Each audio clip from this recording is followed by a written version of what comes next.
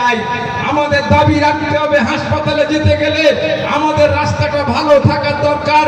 আমার ছেলে মেয়ে শিক্ষিত হচ্ছে, তাদের দুই হাতে কাজ, পেটে ভাত, সম্মানীয় ভাতার দরকার। অথচ আপনারা দেখবেন বন্ধু, সেদিকে সরকারের খেয়াল নেই। সরকার শুধু ধর্মীয় উন্মাদনা লাগিয়ে আমাদের অধিকারকে শেষ করতে চায়। তাই আপনাদের কাছে আবেদন রাখবো বন্ধু, আমার পরে অনেক বক্তা আছে, তারা বলবেন। আপনাদের কাছে আবেদন রাখবো বন্ধু, কারণ শিক্ষা দুটো শ্রেণী আছে, একটা সুশিক্ষিত শিক্ষিত সুসন্তান, আর একটা শিক্ষিত তালবস্য বা জ্ঞানী বদমাইশ। কারণ আপনারা জানেন যে এক শ্রেণীর বিডিও, এক শ্রেণীর আইসি, পুলিশ, ডিএম, এসপি, জজ, তারাও কিন্তু শিক্ষিত, কিন্তু খুবই দুর্ভাগ্য একটা অংশ তারা ঘুষ খায়। আসলে তারা শিক্ষিত সুসন্তান না, তারা লক্ষ লক্ষ টাকা মাসে মাইনে পান। আবার আমরা দেখি যে একটা শিক্ষিত সুসন্তান, সে কিন্তু অল্প টাকাতে খুশি থাকে, কারণ শিক্ষার অধিকার যে সুশিক্ষা আর কুশিক্ষা। আমাদের সমাজের যারা নেতৃত্ব দেবে, আপনাদের কাছে আবেদন রাখবো বন্ধু, আপনারা সুশিক্ষিত, আপনারা মানুষকে নেতা বানান। কারণ আপনার মতাদর্শ থাকতে পারে, আমরা সেই ভারতবর্ষ, সেই পশ্চিম বাংলা তৈরি করতে চাই যে মোরা এক পিণ্ডে দুটি কুসুম, হিন্দু মুসলমান, মুসলিম তার নয়ন মনে, হিন্দু তাহার প্রাণ। কে মন্দিরে গেল, কে মসজিদে গেল, কে গেল গির্জায়, সত্যিকারের মানব ধর্মে তাতে কি এসে যায়? সবার উপরে মানুষ সত্য, তাহার উপরে নয়।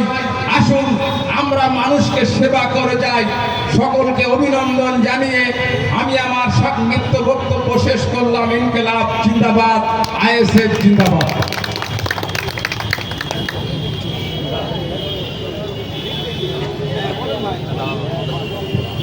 ধন্যবাদ মুজাফর ভাইকে। সত্যি ইন্ডিয়ান সেকুলার ফ্রন্ট সম্প্রীতির বার্তা দিচ্ছে।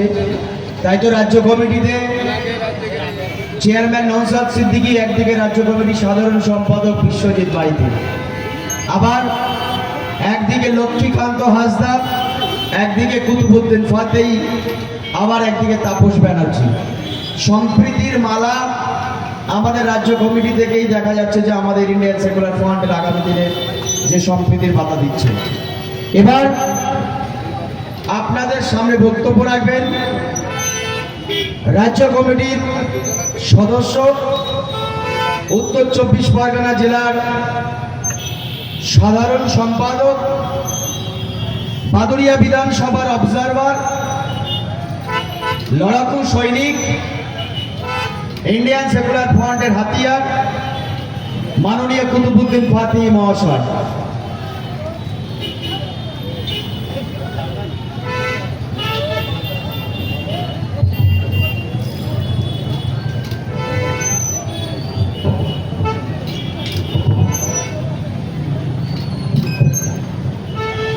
শ্রদ্ধেয় সম্মানীয় আজকের সভার সভাপতি,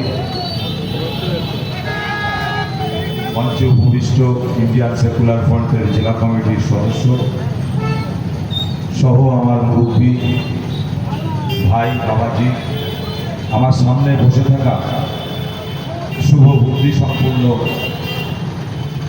মানুষ এবং মাইকের আওয়াজ দোকানদার ভাই থেকে শুরু করে ক্রেতা বিক্রেতা, পুলিশ প্রশাসন, মিডিয়ার বন্ধু, সকলকে অভিনন্দন জানাই।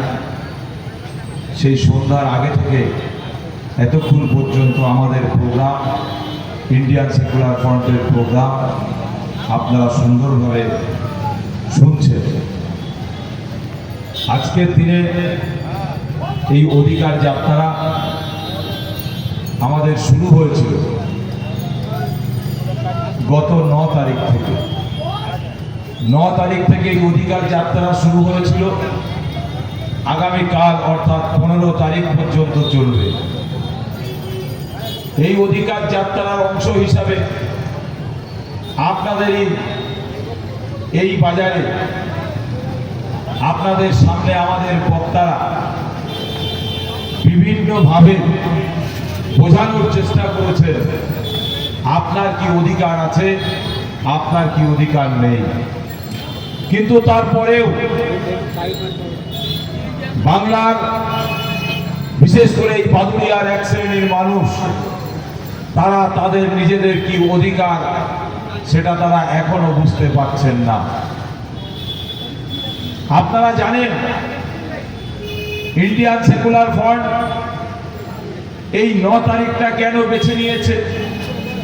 আমরা বিভিন্ন জায়গায় বলেছি, আজকে আপনাদের এখানেও বলি। আমাদের এই 9 তারিখটা বেছে নেওয়া হয়েছে আরো এই জন্যই, আমার ভাই একটু আগে বলছিলেন তিলোত্তমা বন, সেই বোনটা যে মারা গেছে, তার উপরে যেভাবে অত্যাচার হয়েছিল সেটার 1 বছর পূর্ণ হয়েছে 9 তারিখে।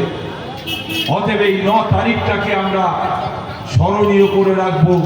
যতদিন তিলোত্তমা বোনের বিচার না হবে ততদিন প্রত্যেকটা স্টেজে, প্রত্যেকটা মাইকে এই আওয়াজ উঠবে, এই আওয়াজ উঠবে। তিলোত্তমার মা বলছে, আমার মেয়েকে মারার মূল কারণ এটা হতে পারে আরজিকরের মতো হসপিটালে যে সমস্ত কার্যকলাপগুলো হতো, সেই কাজগুলো মনে হয় আমার মেয়ে জেনে গিয়েছিল। কেন বাড়িতে এসে মাঝে মাঝে এই কথাগুলো তুলে ধরত। কি কথা বলছে? আরজিকর হসপিটালের মর্গে ভালো সুন্দর মেয়ে যদি থাকে, তাদের উপরে পাশবিক অত্যাচার হতো, এক কথায় ধর্ষণ হতো। কারা করতেন? এটার খোঁজ আপনাকে আমাকে নিতে হবে। আপনার আমার বাড়ির সন্তান আরজিকর হসপিটালে মরে না, আপনার আমার বাড়ির মা বোন আরজিকর হসপিটালের মর্গে থাকে না, তাহলে কি আমাদের মা বোনগুলো মৃত্যুর পরেও এই নরখাদকদের হাত থেকে বাঁচতে পারে না? সেই সমাজটা কি তৈরি হয়ে গেছে? এটা ভাববার সময় এসেছে। আর কি ঘটতো আরজিকর হসপিটালে? বলছে আরজিকর হসপিটালে জাল ঔষধের কারবার চলে। আরজিকর হসপিটালের মধ্যে হাড় হাড্ডি পার্টসগুলো বিক্রি হয়। সিরিঞ্জি থেকে শুরু করে বিভিন্ন জিনিসগুলো পর্যন্ত বিক্রি হয়। এই ধরনের আরো কোটি কোটি টাকার দুর্নীতি হয়। এই ঘটনাগুলো জেনে গেছে বলেই মনে হয় আমার মেয়েটাকে মেরে দিয়েছে। তবে বাংলার জনগণের কাছে আমি বলবো, এরকম আরজিকর হসপিটাল বন্ধ হয়ে যাক, এরকম আরজিকর হসপিটালের আর দরকার নেই। কেন আমি আমার মেয়েকে দিয়েছিলাম মানুষের সেবা করার জন্য, দেশের সেবা করার জন্য। আমি আমার মেয়েকে দিয়েছিলাম যারা রাস্তার ধারে দাঁড়িয়ে কাঁদবে, আমার মেয়েকে দেখে বলবে আমার বোন এসে গেছে, আমার আর সমস্যা নেই।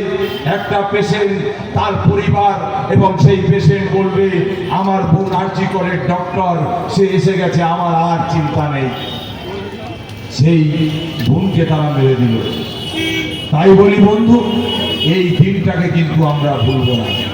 আপনারা আরো জানেন, তাম ভারতবর্ষ জুড়ে যে তাম ভারতবর্ষে জুড়ে যেভাবে দলিতের উপরে, আদিবাসীদের উপরে অত্যাচার নামিয়ে এনেছে কেন্দ্রীয় সরকার এবং রাজ্য সরকার, তাদের যে জল জমির অধিকার, সেই অধিকারটাকে হরণ করে নিয়েছে। আদিবাসীদের জমির উপরে কর্পোরেট বিজনেসম্যান আদানি আম্বানিদের মতো মানুষদের কোম্পানির কাজ হবে, তাদের বিল্ডিং হবে। জল জমি জঙ্গলকে কেটে সাফ করে দাও, আদিবাসীদেরকে রাখা যাবে না, আদিবাসীদেরকে তুলে দাও। অতএব ফর্মগুলোতে এখন থেকেই তাদের সারনা ধর্ম এটা লেখার জায়গা নেই। সেখানে লিখে দিয়েছে হয় হিন্দু নাই মুসলিম। আপনার আদিবাসীদের কোনো ধর্মের নাম নেই। আদিবাসীদের ধর্ম ছিল, আদিবাসীদের ধর্ম থাকবে। তাদের ধর্ম ছিল সারনা ধর্ম, সেই সারনা ধর্ম থেকে তাদের বঞ্চিত করা হচ্ছে। কোনো সরকারি ফর্মে লেখা যাবে না যে আদিবাসী, আমি এসটি সমাজের মানুষ, অতএব আমার ধর্ম সারনা, এটা লেখা যাবে না, সেজন্য হিন্দু করে দিল। তাহলে এর দ্বারা প্রমাণিত হলো কি, তাম ভারতবর্ষ জুড়ে, তাম পশ্চিম বাংলা জুড়ে আদিবাসী তোমার অধিকার নেই। তুমি তোমার ধর্ম, তোমার কৃষ্টি, তোমার কালচার নিয়ে তুমি বেঁচে থাকতে পারবে না। সেই সমাজ তৈরি করে দিল। এসটি সমাজ আমরা জানি